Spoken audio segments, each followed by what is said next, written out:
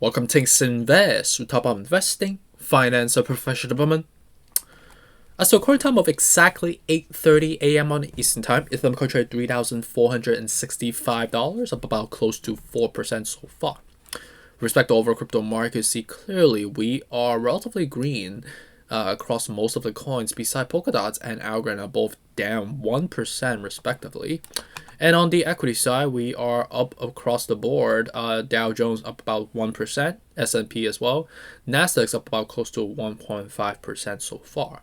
Seems like the rally that we are coming out of the, all of the negative catalysts that we've been incurring for the basically past couple of weeks and months are slowly regaining the bullish momentum for the last 10 days so far.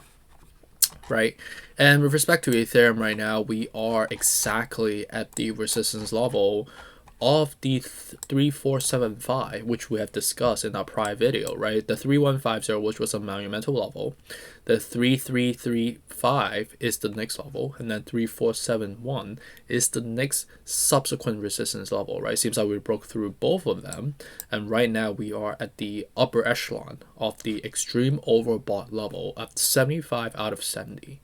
So definitely be careful about this level. At the same time, the MACD is already showing an extreme overstretched for quite some time, right?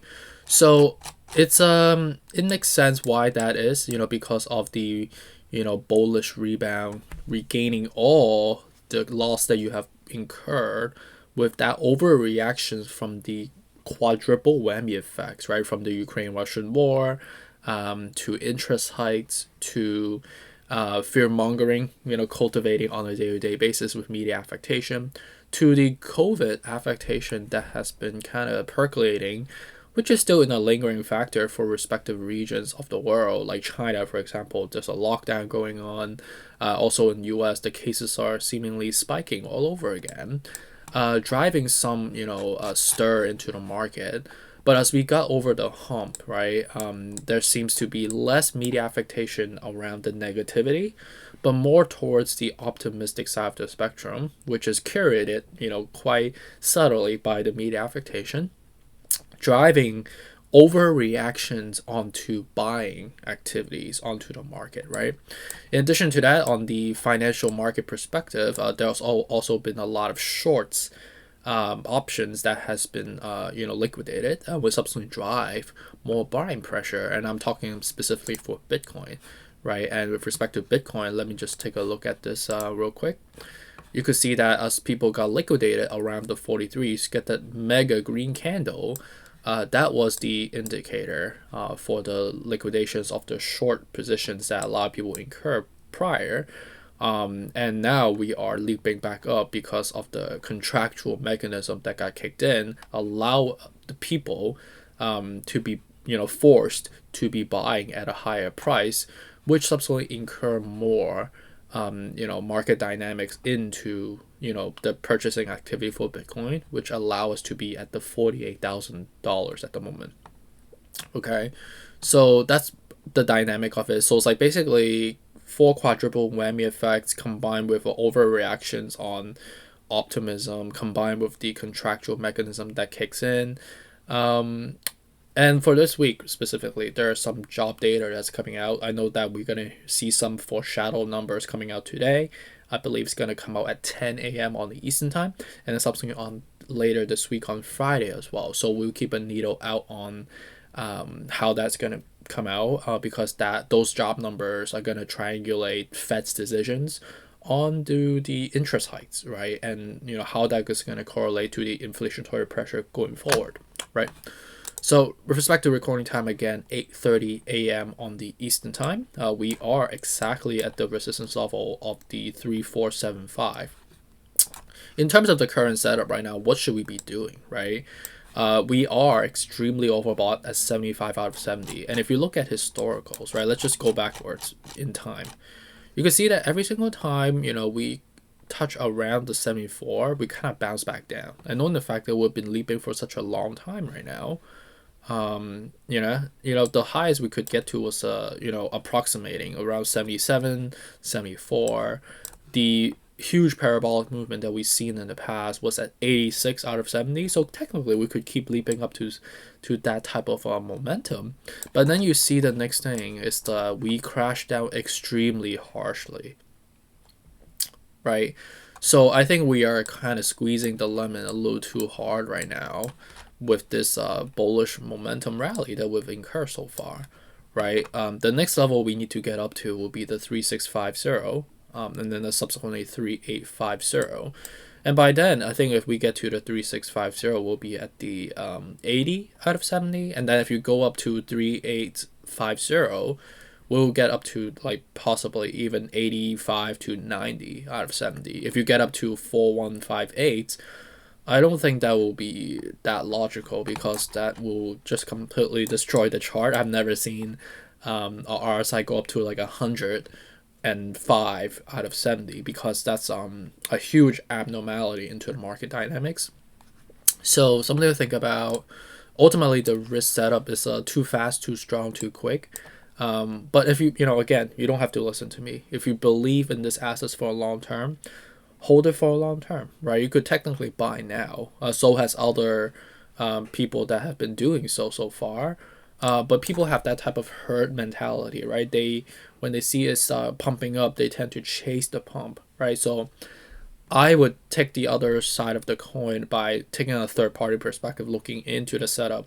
Is this the logical setup for you to be incurring risk right now, or dollar cost averaging, or should I be selling, or should I be holding, right? I think if you have a short term, I think selling some would be logical. But if you are thinking for a long term, just watch the movie, how it plays out from here, right? In respect to Bitcoin, we are lingering around the 48,000. Same thing, the liquidations of the short positions, 72 out of 70. And because of the fact that this is not really mainly driven by specificity on a micro affectation perspective for Bitcoin, but rather is the short positioning that got liquidated that forces a lot of the investors to be buying at a higher price level, will subsequently drive the pump onto Bitcoin price level, right? So this is something to think about. Do you want to be incurring risk right now? Because the market can flip on you very quickly. And knowing the fact that we are at the 71 out of 70, and if you look at historicals, there were only several times in the past where we could kept going. We went up all the way to 85 out of 70, and we could technically do that, right? And I think by then we'll go up to somewhere around like the 50, right? And I think as we get there, we will have a major resistance level which allow us to bounce back down, right? So in terms of risk versus reward ratio, is this something that you think makes sense for you to incur right now? So that's something to think about, right?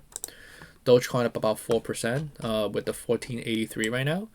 I like anywhere from 11 cents all the way to 1066. We had 67 out of 70 right now, very overbought. Cardano is a 75 out of 70 right now, so even more overbought.